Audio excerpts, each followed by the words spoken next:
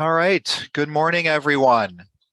It is 9 o'clock and welcome to our August webinar on data privacy. I realized I didn't have my title slide for introducing myself here. So I'm Jeremy Cherney. I'm the president and founder of Tobin Solutions, and I'm delighted to be here and talk about cybersecurity.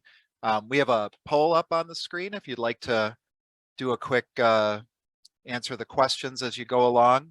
That'll give us a little information about where you're at while we wait a few more people to pop in and join, as I'm sure as their calendars are going off, they're feverishly clicking the link and trying to get their speakers working and all the stuff that happens. And then we'll get started in about a minute or go to the next step.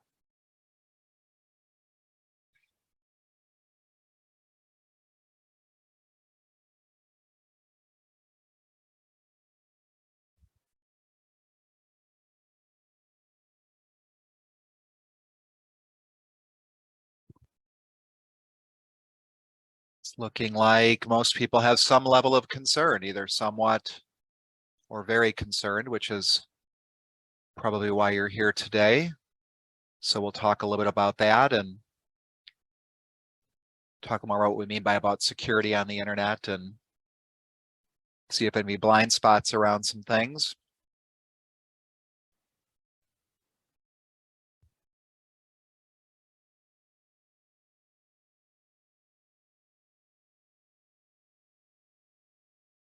All right. Let's see. So of the people that are on so far that participated, most people have some level of concern,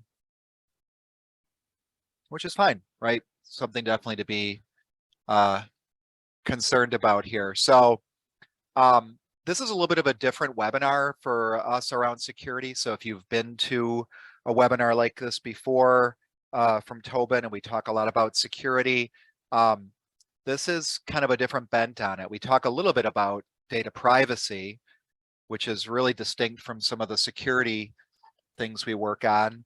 And we're going to talk a little more about that today. So when we talk about security in general, what we're talking about is any breach in your CIA. So if you've been to one of our security webinars or some other one, you might have seen something like this. It's a very common way to describe security events. It's any breach of your CIA, anything that breaches your confidentiality, which would be an unauthorized party gains access to systems, resources, and data, or you have an issue of integrity somewhere where your data is altered or corrupted by an unauthorized party. And then we have the availability of your systems, resources, and data, meaning, if you can't get access to your computers or to your cloud services or to your server or to whatever it is, that's also considered a security event. And so as we talk about privacy, there's a little bit of overlap in here, but really when we talk about privacy versus security, there's a bit of a line here.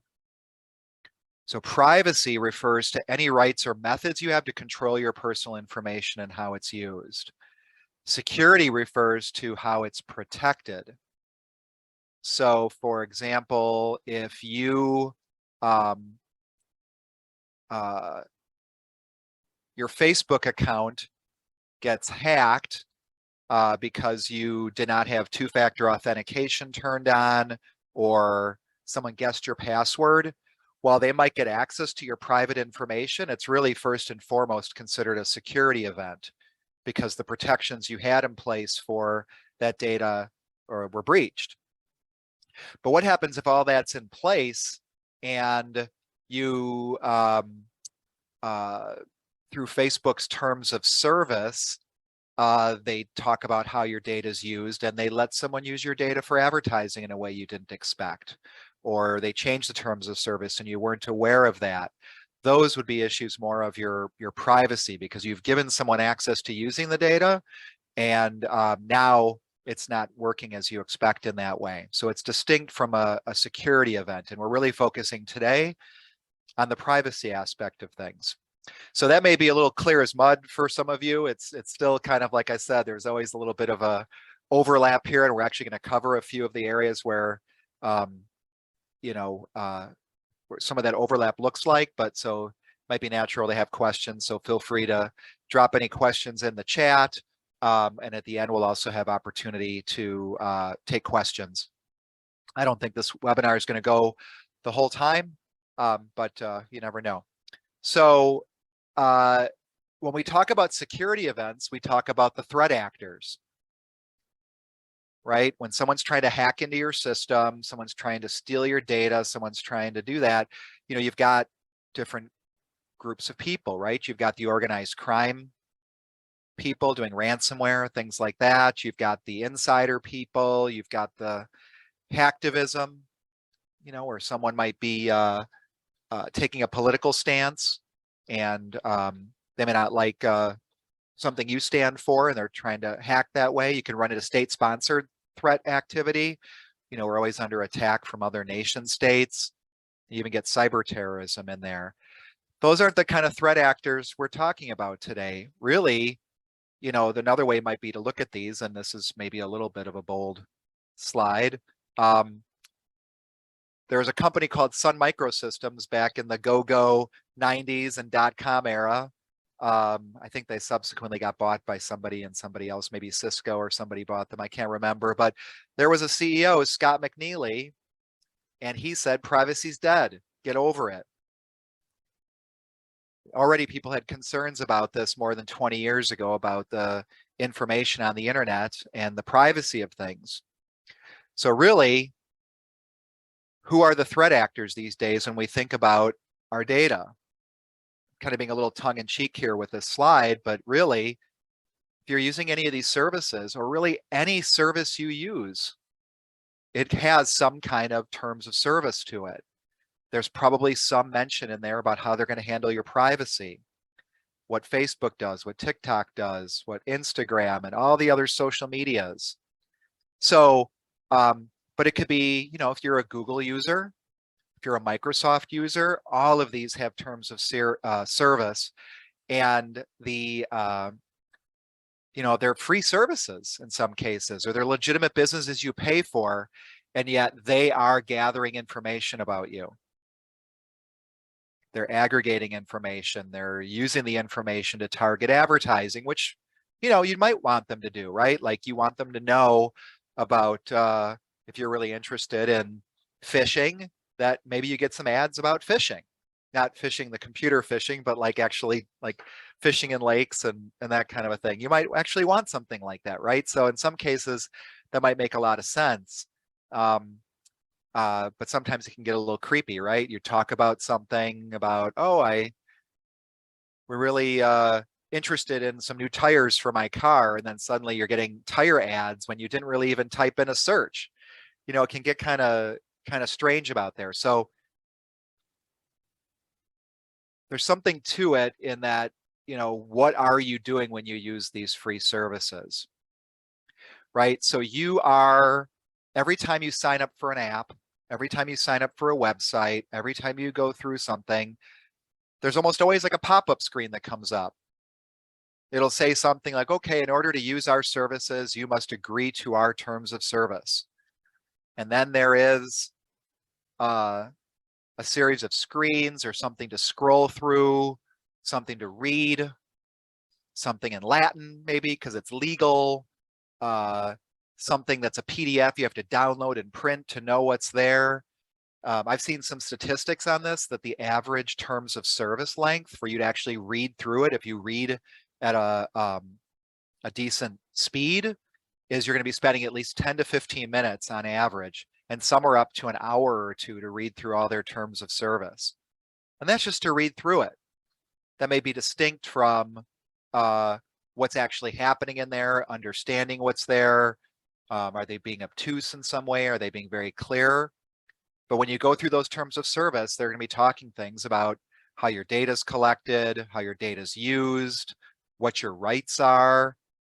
So we're going to pop up another survey here and say, what kinds of things do you think that they're grabbing when they grab information from you? Just go ahead and start filling out that survey.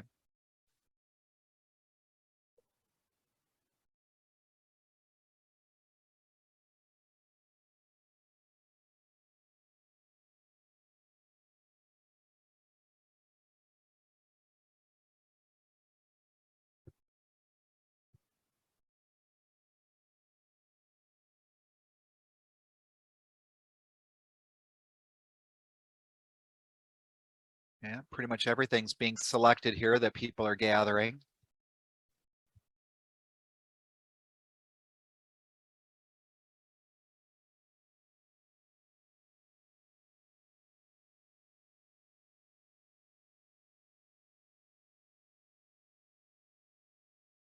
Yep. Email address, browser, yep, all of that, time of the request. Screen size, isn't that interesting? Why would they want your screen size? Maybe to know what kind of device you're on. You know, if you're on a small screen size, it could be you're on a phone or a tablet. So I think we get a good sense for this. And this is just the tip of the iceberg of what they're gathering. Let's see here. End the poll here and we'll share the results.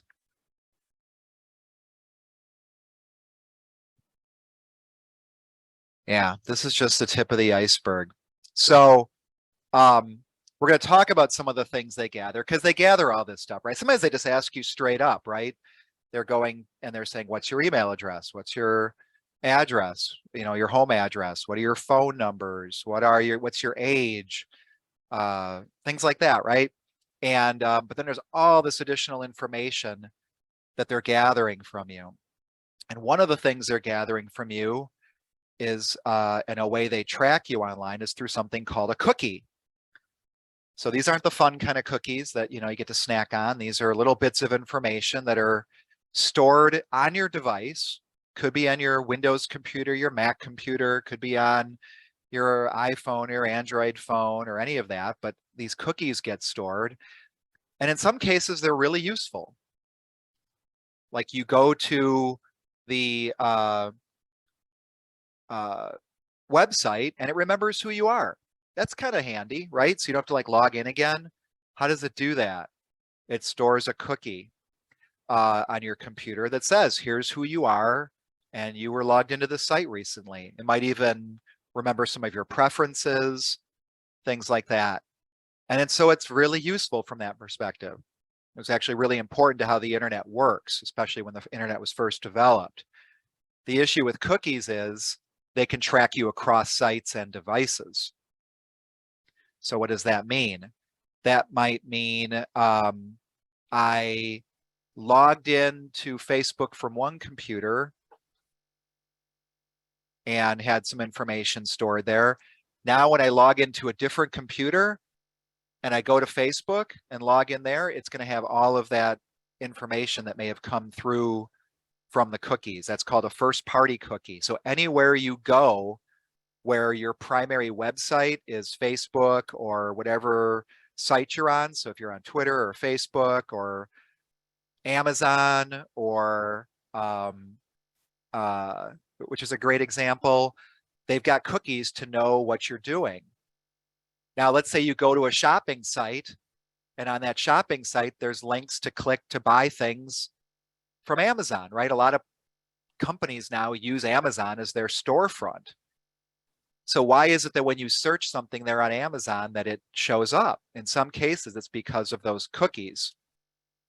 You can also get what are called third-party cookies, where cookies can track you between sites from sites you weren't necessarily thinking they'd be tracking you. Like maybe you log into the Journal Sentinel Online website and you get a cookie there, but the Journal Sentinel Online is also has advertising on there.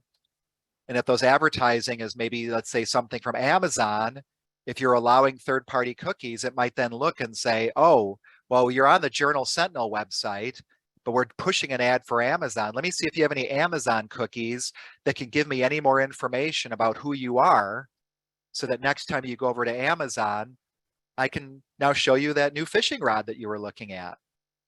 So that becomes an issue. And that's something you'll see a lot in web browsers where they'll talk about cookie management. Jumping around, you've probably seen in the last year or two, every website you go to now pops up and says something, hey, this website has cookies on it to track you. What would you like to do? There's some customization you can do. You can have it track only the minimal things it needs to function. And it's almost hard to even have it be no cookies. And then sometimes there'll be an option to say, and let us track you for advertising purposes and things like that. But you almost have to kind of read and open it up. And after a while, I think if any of you are like me, there's a lot of fatigue around those. The first couple times those websites pop up with asking about cookies, it's like, oh, okay, and let me look and see what's going on here. Now it's just get out of my way. Let me click OK so I can get to the website I'm trying to do something with. I don't know if that was their intent, but that seems to be the outcome for a lot of people. You also have something that are called super cookies. Super cookies are similar in that they're called cookies, but they're not done at your browser level. They're often done at your internet service provider level. You want to look at what your internet service provider terms of services are, because part of what they're doing, even though you pay for your internet service, in the terms of service with them is that they are going to be allowed to gather information about your habits. They're going to be able to try and gather what websites you go to and what you do at those websites and things like that. They want to use that information. Maybe they're using it to track you specifically. Maybe they want to, in aggregate, know what their customers are doing or sell that information in aggregate. Maybe they want to kind of anonymize your data somewhat and say, well, it's not Jeremy Cherney in Milwaukee, Wisconsin, but it's somebody in Milwaukee, Wisconsin who's doing this. And so it kind of takes away some of the anonymization, but I'm still get caught up in some of the information they're gathering, which then in turn gets used to alter my own experience on the web. So they are doing their best to track you. These super cookies, in some cases, you almost can't do anything about it because it's happening at the internet service provider level. So it's kind of forcing people into doing things like using more virtual private networks and other types of encrypted things. But they're still trying to reckon with how these things are happening, because every time someone comes out with a new technology to track who you are, the privacy concerns come up. And then there's people that say, I don't want that. I don't want to be tracked that way. And then they look to try and figure out a way around it. And then it just becomes this game of whack-a-mole of back and forth trying to figure this out. So cookies are one of those things they grab, and you could be tracked all over the web. If you log into your website, let's say, and you go into Facebook, pretty much every website you go to that has any kind of a Facebook like, share, any of that kind of information, Facebook knows you've been there, even if you didn't explicitly log in. So that's a great example of how it works and one of the scary parts about it. Now, again, I'm not saying this is a problem. You just want to know about it because it may be a concern for you if you're somebody who has certain concerns around privacy. In some cases, you might like this. Hey, I like it when Facebook knows where I'm at, because then when I go to Facebook, the content that I like is being delivered to me.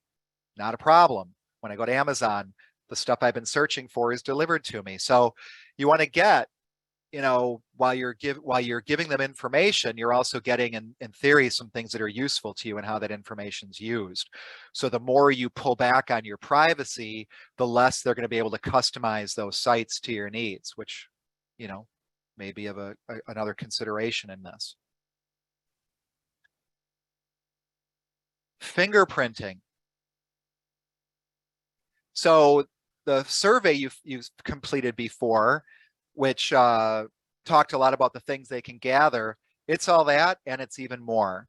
So even if you have not logged into a website, by the mere fact that you visit a website, the website will see your connection and it will gather on its own and request a bunch of information about you. It'll get your web browser. Which web browser are you using? It'll get the version of the web browser you're using. In some cases, it can gather things like what's your screen size? What kind of hardware are you on? Are you on a Windows computer or a Mac? It can know what kind of fonts you have installed on the computer in some cases. It can grab all this information. It's incredible what it can actually grab, and it's almost kind of crazy what they've built into web functionality these days when you see what's on there, including in some cases like what your power management is set to is something they can grab, unless you somehow try and obfuscate that. So the interesting thing about that is you'd like to think that if they don't have your ID and password, you are completely anonymous. But with these fingerprints, they know what IP address you came from, they know your device, they can actually build a profile. And in some cases, they're more than 90% accurate who you are, even if they don't have your ID and password. So you're starting to see some browsers integrate anti-fingerprinting technology. But again, it's a bit of a whack-a-mole because the design of people who design how web browsers and web servers integrate and how the web works, they want some of this stuff in for various reasons. Some of it, I'm sure, is important to just how the technology functions, so it functions smoothly and works for you. Some of it is certainly that they've got a vested interest in being able to track, because that's part of their business model, right? If you're using Facebook, Twitter, Amazon, all those, unless you're, even if you're paying for the service, but in most cases, you're not even paying for those services other than when you maybe buy something specific, you're using it for free. They're going to get you somehow. They're getting some of that. And even if you clear your browser cache or you go into incognito mode, they can still fingerprint you.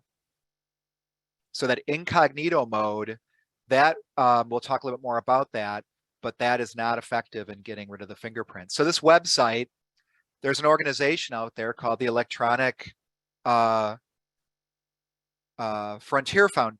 Foundation, Electronic Frontier, EFF. I think yeah, I think it's Electronic Frontier Foundation. Their mission is all about internet security and privacy and keeping people private on the web and secure on the web. They're not trying to be best friends with Google and all that. They're more concerned about you and concerned about people in other countries where there might be political dissidents, where maybe browsing certain types of content might get them thrown in prison. They're worried about people being falsely accused and getting wrapped up. They're worried about things like facial recognition and what's happening around that. And they talk about this fingerprinting. So they got this website at EFF.org called Cover Your Tracks, which you could go take a look and see what kind of information is showing up for you, and some tidbits of what you might do around that. But again, they're finding you one way or another. It is really hard to be anonymous and completely anonymous on the web, and it's certainly hard to do all that and use the web for its intended purpose. So a little bit more about that browser and incognito private mode, depending on what browser you're using. So when you're in your web browser and you normally open a web page, it just opens up a web page, and whatever website you've opened it up to will now open. But remember, I talked about some of those things that are there, like the cookies and things that might be part of that you've already got on your computer that might let the website you're going to know a bit about you.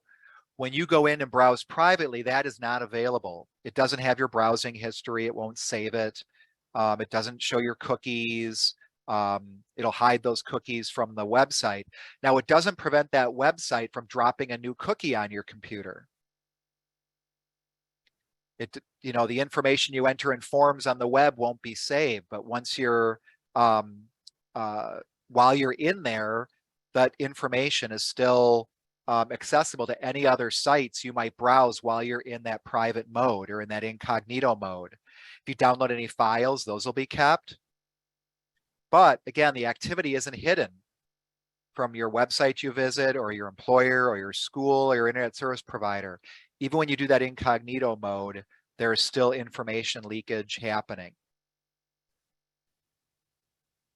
So you want to get that it really isn't as private as you might think. They're still going to get your IP address. They're still going to get that fingerprinting information that might be available.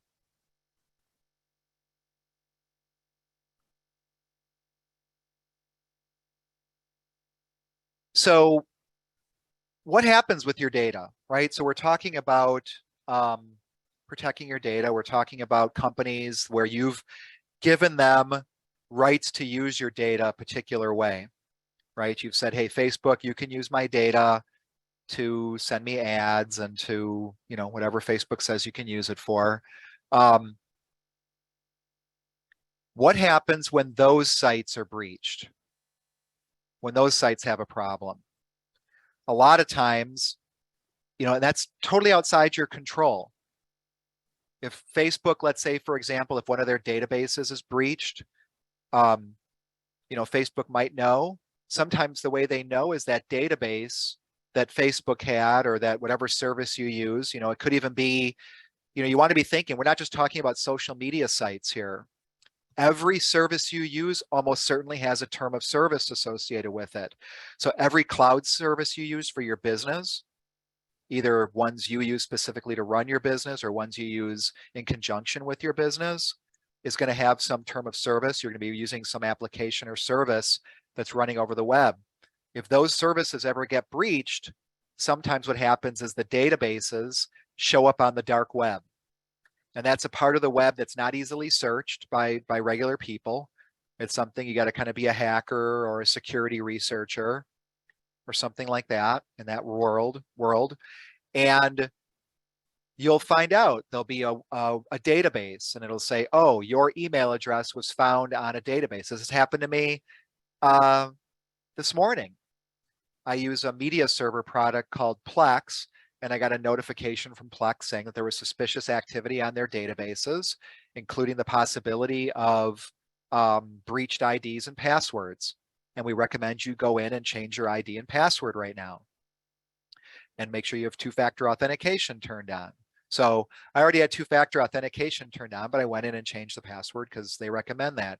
How do you know to do that? It's when they're going to notify you, or if you go search at this haveibeenpwned.com at the bottom, or if you subscribe to a service like Tobin's Sleep Well Dark Web service, where we will monitor the dark web for you along with your personal accounts and other indicators to see if these are showing up on the web.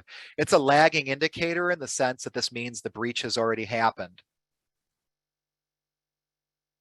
And most of this is, all post-breach kind of things. Things are happening.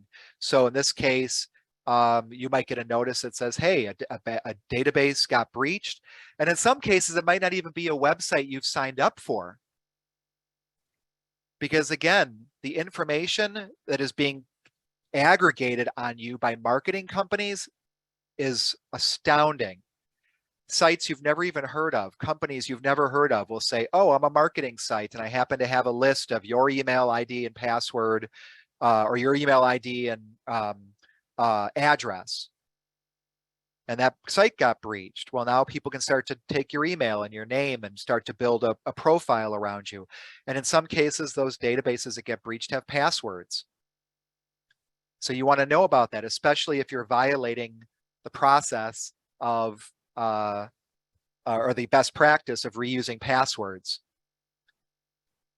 You never want to reuse a password between sites, but if you're doing that, you're going to want to know about it so that you can go in and change that password and change anywhere else that password is found.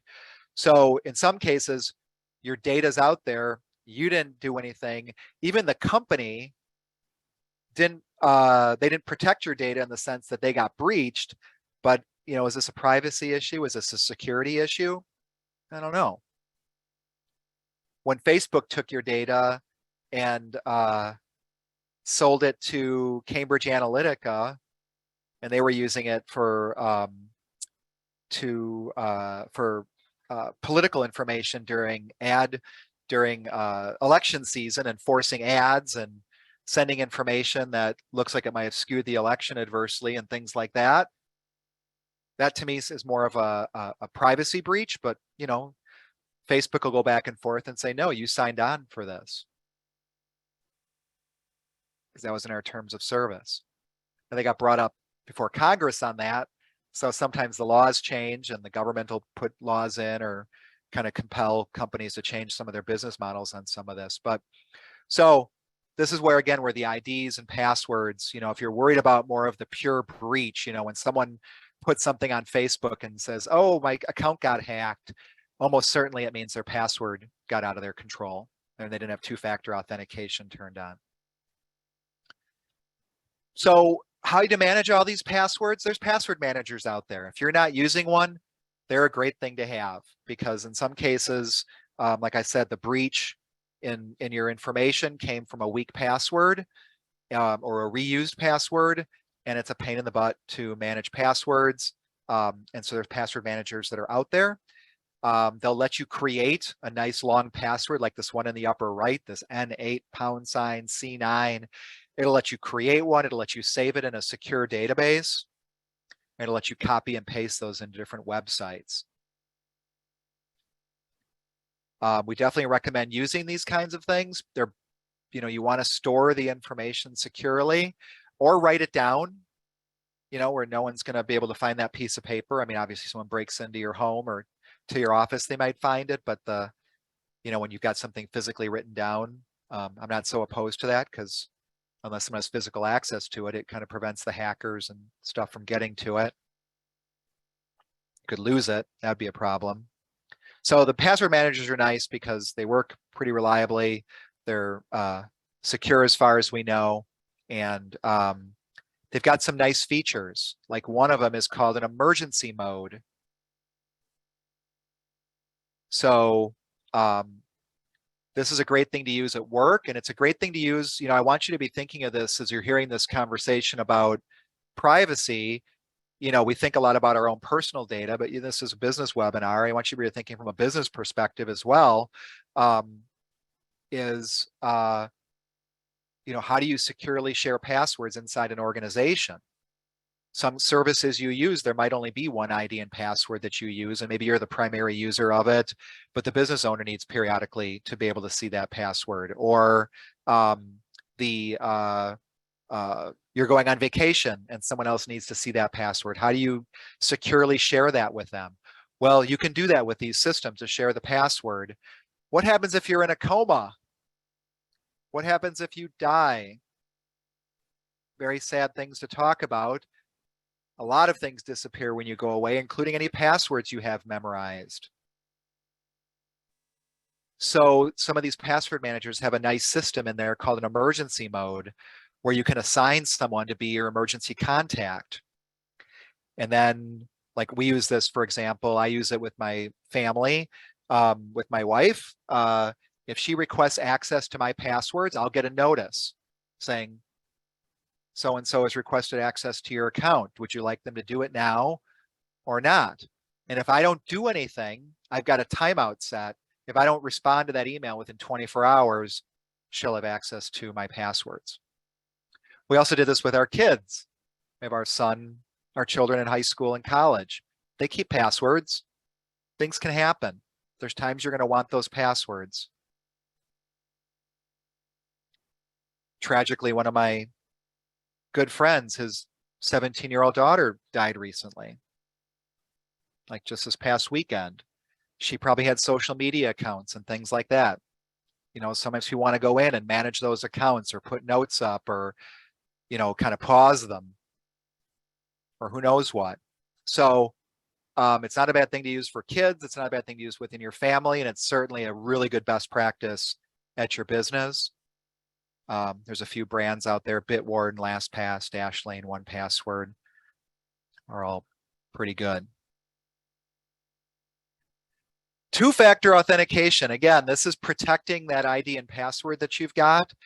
I think a lot of people know what this is nowadays because you're kind of required to use it in so many circumstances, but you really want to be looking at it everywhere. Like there are some sites that don't require it yet, in which case you have to go in and manually go turn it on. This is that idea where you've got an ID and password, but if someone else has your ID and password, there's nothing preventing them from logging in as you.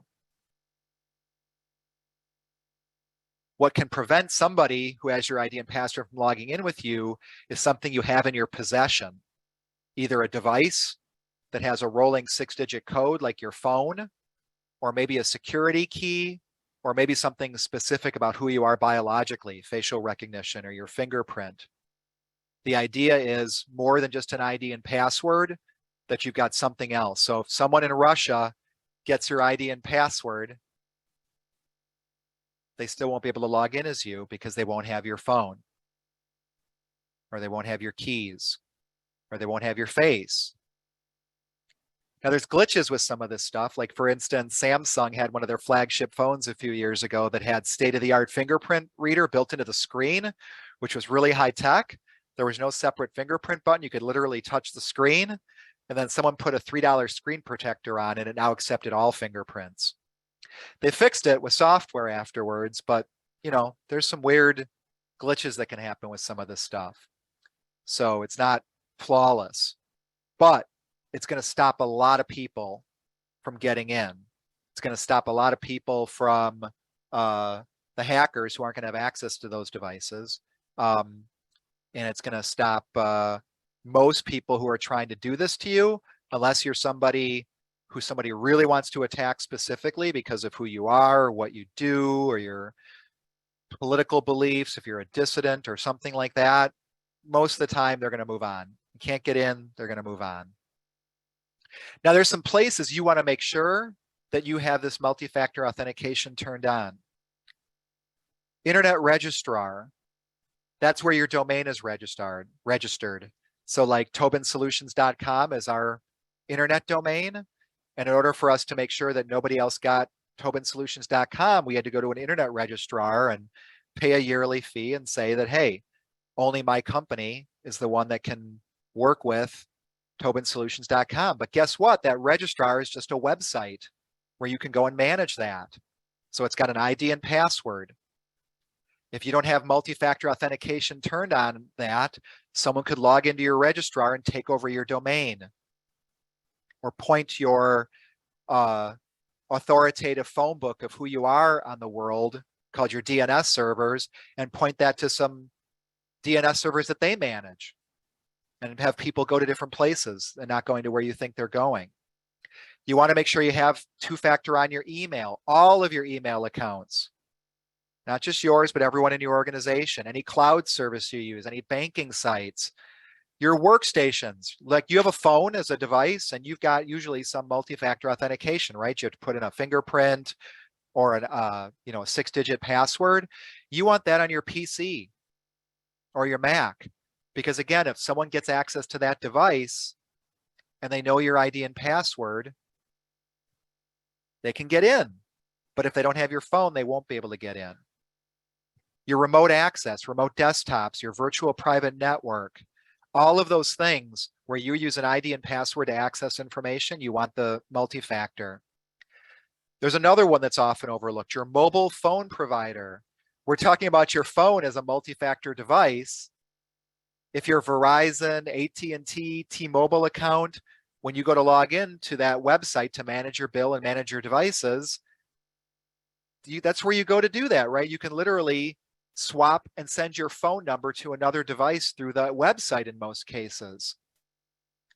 So if someone had your ID and password for your Verizon website and they just went to a store and bought a phone and got a different phone number on it, they could simply, or I'm just got a different phone rather, with the little code, because all the phones have unique identifiers, they could log into your Verizon website and transfer your phone to their new phone. It happens. It's a form of SIM jacking. They call it SIM. SIM is the little chip in your phone that identifies you as you, or identifies that phone to the network rather, and then it gets tied to your account. So if someone else can go in and tie their number to your account, then suddenly they get to handle your phone number now. All phones and text messages, including those 6-digit codes, will land on that other person's phone. So sometimes what they won't have is your fingerprint. If you have an app rather than a 6-digit code being text, like this picture of the app where it says more secure, that app, they won't have that app on your phone. So they'd have to still go through that process. So we recommend those apps where more than just having a 6-digit code texted to your phone. But you really want this turned on everywhere. This is some of the best security you can get.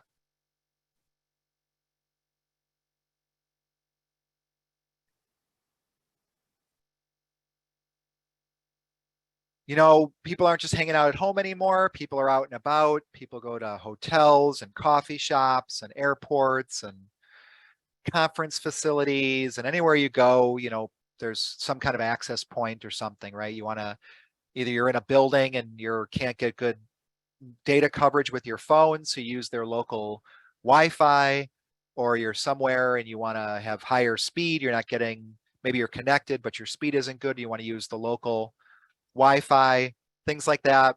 So it happens. I use them as well sometimes. It's almost kind of unavoidable. If you really need to do some work, you just might not get the service you need. So what about that? Is it safe? And the answer is none of this stuff is totally safe and secure. There is no 100% on this. There's just varying degrees of risk.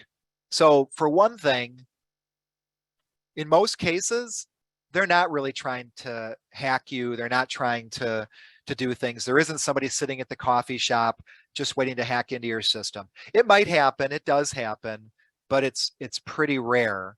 What's more likely is you're going to be signing into somebody's Wi-Fi or something at a coffee shop, and they will have it set up in an insecure configuration. So rather than you connecting to Wi-Fi and your device being isolated from the other devices that are using that same Wi-Fi, they might have it set up where the Wi-Fi, you can see other devices on the network and they can see your devices. Now, again, if someone's trying to hack you, that would give them some access to something. If someone just has a bad device that's like already got spyware on it or something like that, that device might go out and scan the network for other devices. Not as likely, but it does happen. Whenever you go to those sites, oftentimes what pops up before you can log in? A terms of service page. What's happening with that terms of service page? What are you giving them in terms of privacy? What are you saying they can and can't do? You might be willingly giving up information just to use the internet, which again might be fine. But you want to know what that is. Now, if you use a virtual private network, that's going to encrypt some of your information going back and forth. But, a lot of the apps people are using these days, if you're using an app on your computer, on your device, let's say you've got an iPhone or an Android phone, and you're using, Microsoft Outlook on your device, that's already encrypted end to end.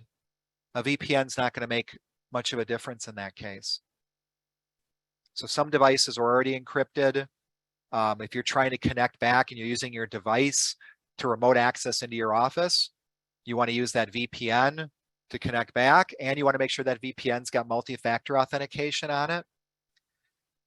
If you're ever going to a web browser, a hotspot somewhere, and it says to use our hotspot, you must enable and download and install a certificate. Run. Say cancel, get out of there, because that certificate will allow them in most cases to decrypt all the encryption that you've got going on between your phone and the internet service provider or hotspot that you're using. There's a concept for how certificates work, and we're not going to get into the geeky side of how that is, but needless to say, it's having those proper certificates in place. And there's a chain of trust there that when you have that in place, your stuff is encrypted end to end. But if you accept an intermediary certificate from the hotspot provider, from the internet service provider, from the conference facility, from the airport, now you've given them, from your work, you've now given them ability to decrypt everything that's happening. And I would just avoid the business center at the hotel. Most people have devices you carry around. We have no idea how those things are maintained. What's plugged in, things like that. I haven't used one in years. If you have to, maybe reboot it first, make sure there's nothing plugged into it other than a keyboard and mouse. And when you log in, go into incognito mode and make sure you clear everything out when you're done. But that would be a very, very last resort. So is it safe? I use it. Is it without risk? Nope. There's definitely some risk there. And there's some I won't use. I'd rather tether to my phone. If I've got a good 5G signal or 4G signal with my phone, I'll use my phone as a hotspot rather than using some unknown Wi-Fi connection if I can.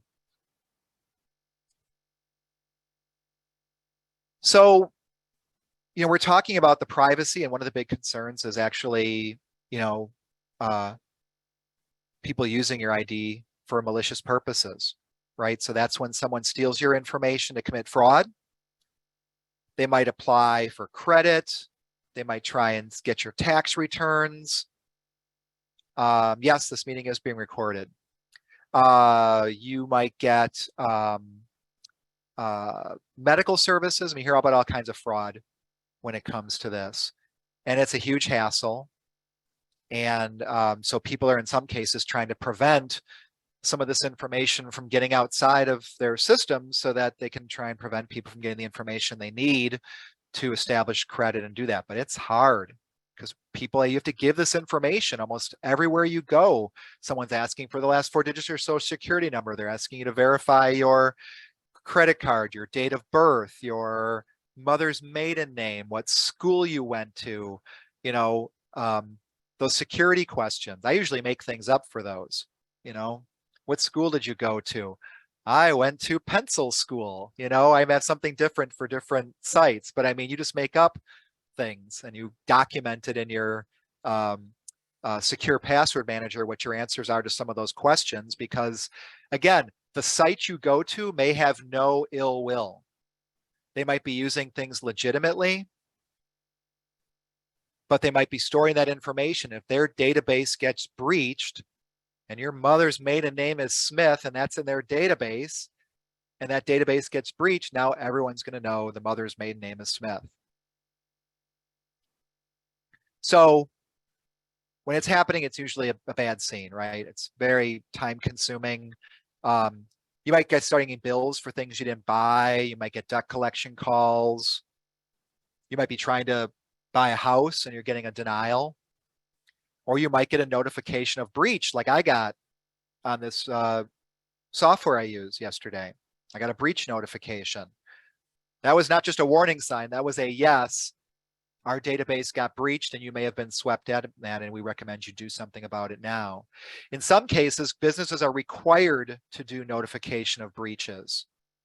If you're one of those companies, you might want to look into that because you want to notify people because there might be damages coming your way if you're part of what caused the breach. And your insurance company is going to want you to notify people to start minimizing the damage as quickly as possible.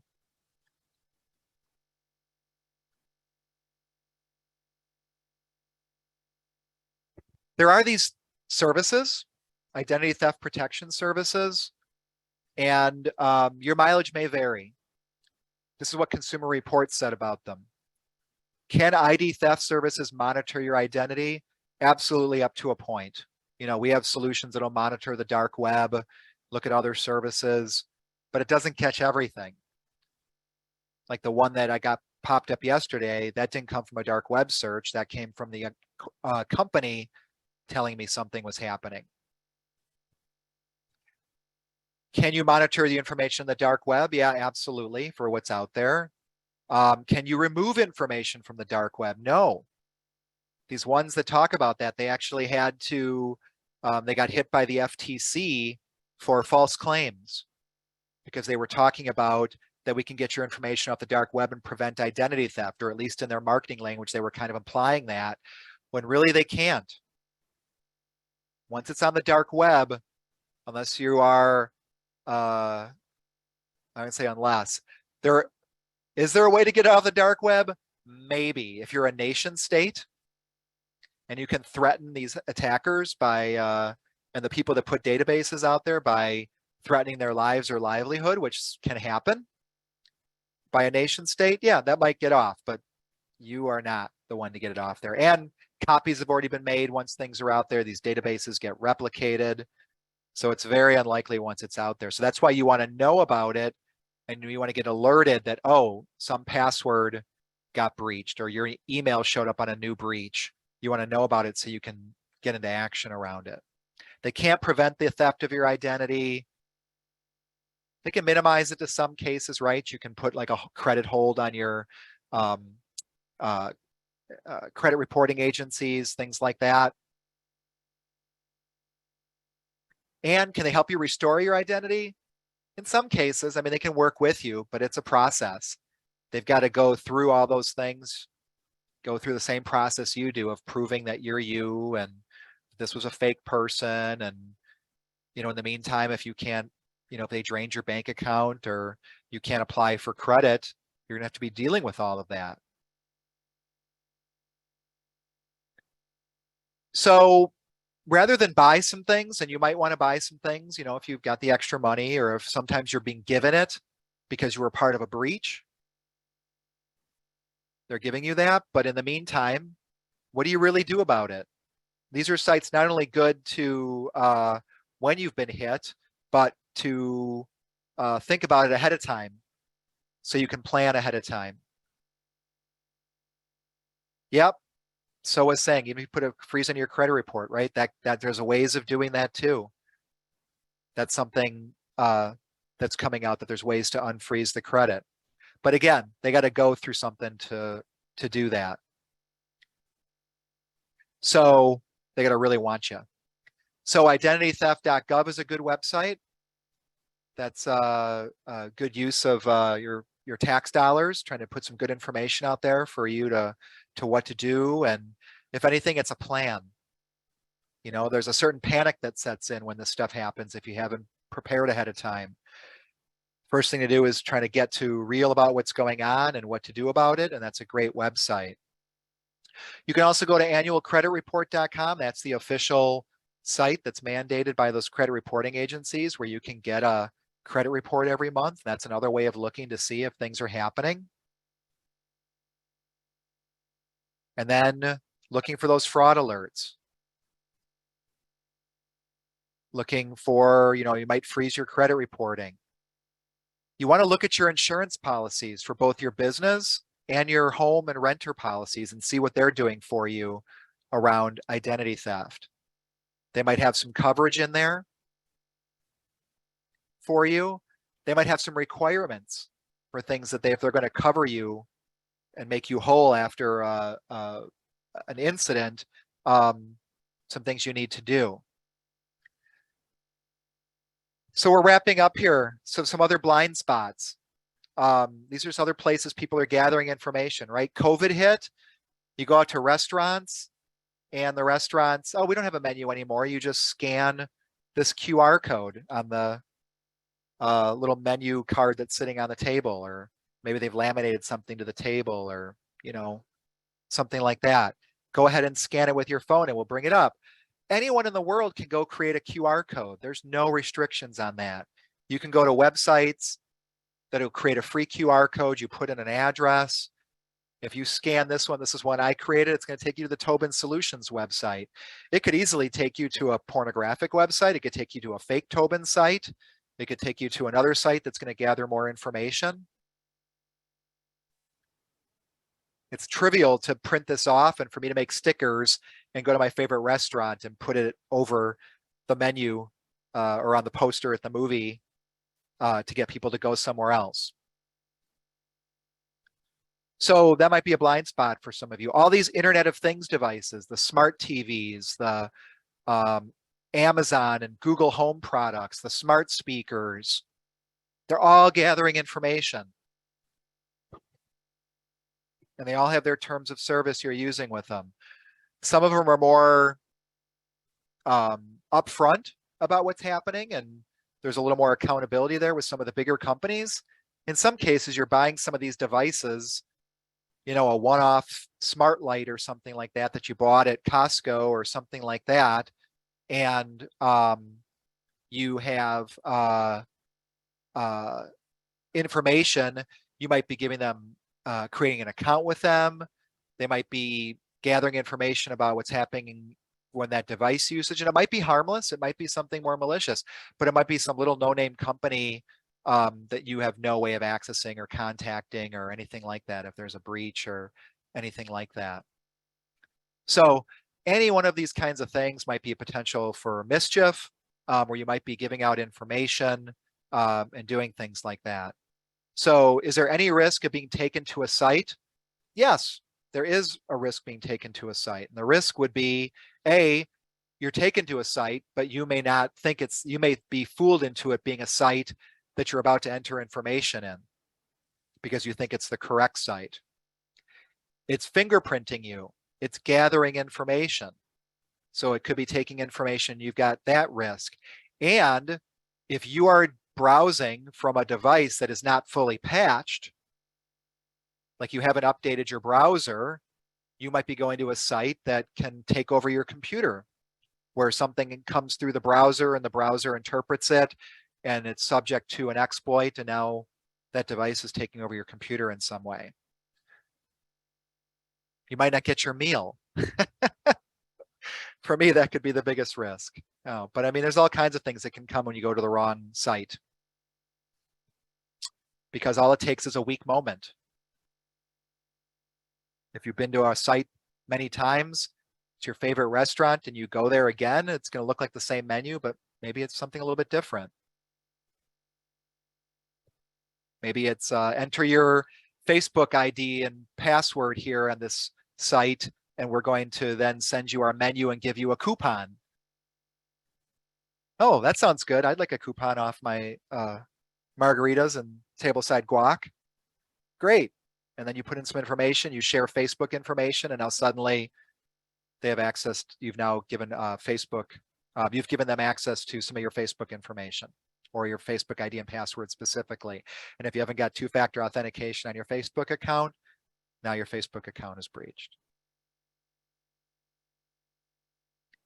So what can you do about some of this? We're going to give you some places to stand here. I guess I'm talking a lot here.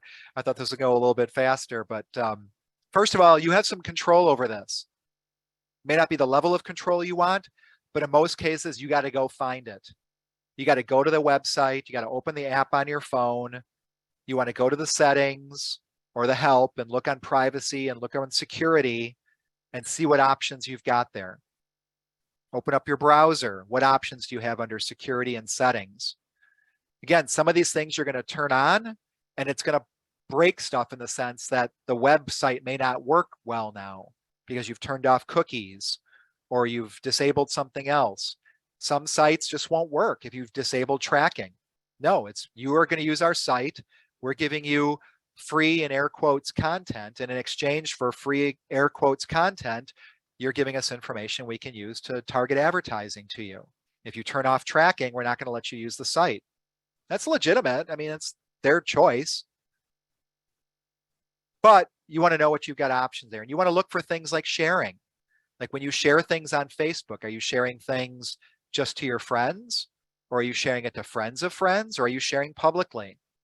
Sometimes the default gets changed. Sometimes you clicked one and you became the new default. So you want to go in and look and see what's there. Sometimes there's new controls that pop in, new options, that things, you know, as they got hit with something, the state of security changes. Parental controls is another thing. These systems are really not set up with safety around in mind for your kids. There's a few things out there, but it is really hard to be a kid these days and use the sites that kids use, especially as a teenager, without access to some of these things. So your mileage may vary, but that last bullet point is probably about as best as you're going to get in some cases, unless you've really got complete control over their device, is to manually get their phone and look at it once in a while. Because there is, unless you're completely restricting their device, there's nothing preventing them from going onto a social media site, saying they're 18 years of age, creating an account, and suddenly they can do all of that. I really don't think, you know, and oftentimes it's talking about, you know, kids you're at age 13, is suddenly you're old enough to know and make decisions about what sites you can go to and what content you should be seeing and things like that. So there are some things you can do. Again, your mileage may vary. And for every website solution you've got for how to get parental controls, there's going to be some influencer out there that's going to tell their kids how to get around the parental controls. Because as soon as you Google how to enact parental controls, your kids are going to Google how to circumvent parental controls. And in most cases, you're on the end of a losing deal. So here's a few ways you can protect your privacy. But I believe, again, unless you completely disconnect from the internet, privacy is pretty much dead. complete privacy is pretty much dead. You're going to give away some privacy to live in a modern society, and it's up to you to give how much you do, and the ever evolving businesses and what businesses decide to do about it based on, you know, people complaining, based on government interaction, things like that. But some things you can do: read those policies. It shouldn't be a surprise what they're doing with your data. Find out what they're doing to protect your information from hackers and data breaches. What's your recourse? You could start to opt out. Sometimes there are options where they're going to allow you to use the site, but you can opt out of newsletters and using your data for other marketing purposes. You know, you hope they're going to honor that. Get those good passwords, use multi-factor authentication, use the VPN where you've got some concerns that your data may be not being encrypted, either back to your office or some of the VPN services. And those change too. Some of those have hacking issues where they thought the data for the VPN was no longer being maintained, and it turns out it was maintained.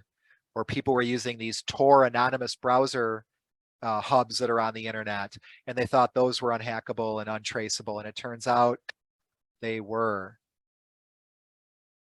Disable cookies where you can, but again, get that sometimes the site's not going to work. And check your local laws. See what they're saying to do. Maybe you want to be an advocate. Maybe you want to support the electronic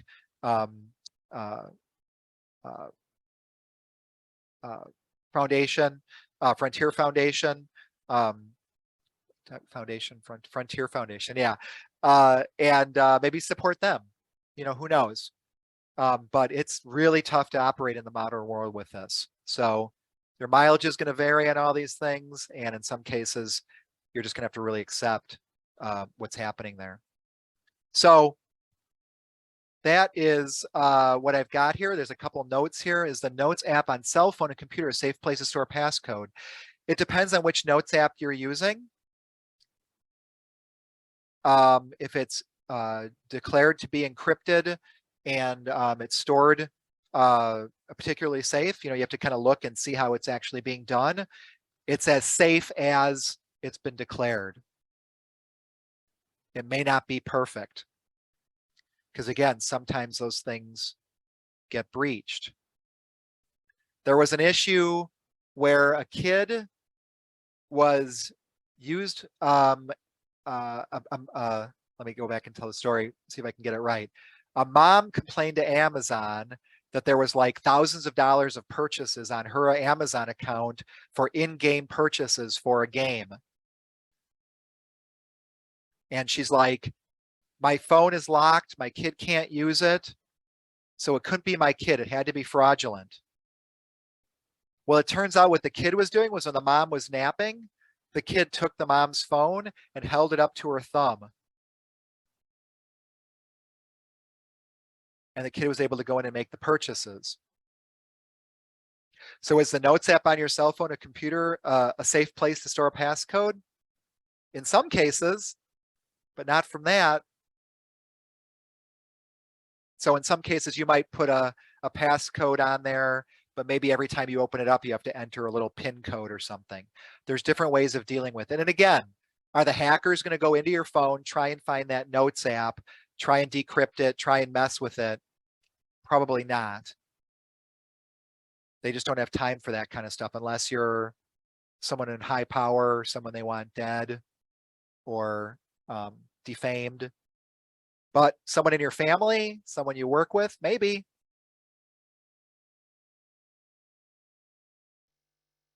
I wish I had better answers for these and say, just if you always do X, you will always avoid Y. It's just not the case, except unplug completely from the internet.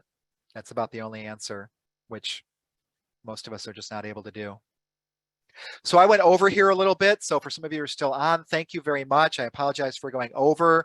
You may have more questions. I can stick around here for a couple minutes. There is a survey up here. Do you feel like you have complete control? And the answer really should be no, you don't. If you're coming away from anything in here, this was not meant to be a feel good, you're going to get everything protected kind of a webinar.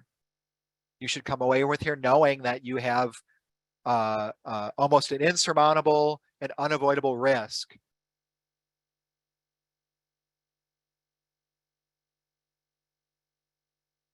And you willingly give it up in most cases. Read those terms of services. It would take some time. If you're really bored this weekend, it's a rainy day, maybe that'd be a fun thing. Either that or like root canal, maybe would be more fun. I mean, some of these terms of services are lengthy and obtuse.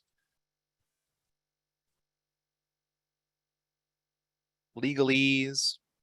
You're welcome, Nancy. Thank you for being here today. So that wraps it up. Please respond to we're going to send out a survey.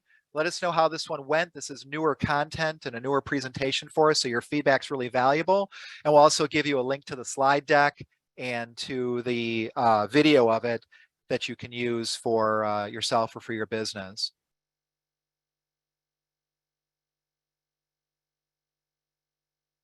You're saying legally what you can do, Soa? I think, I doubt it. I doubt it. There may be something about it. In some cases, you're still forced to do paper and people want to do internet. And they're like, why do I have to fax this? Why can't I send it in electronically? Either because they've got their own rules or they haven't got the technology. Either way, it's, your mileage may vary, but check with them. Again, check your terms of service with them, check the legalities of that specific thing, because there's no one size fits all. Wonderful. Well, we took a little bit of hiatus for part of the summer. Hey, you're welcome. Looks like we had a pretty good turnout for today. So look for more information about what's coming up for September. And we hope to see you then. Otherwise, enjoy what's left of summer. Have a happy and safe Labor Day weekend. Good luck getting your kids back to school or whatever you're doing as you transition back into the fall here. We'll see you around. Take care and be well.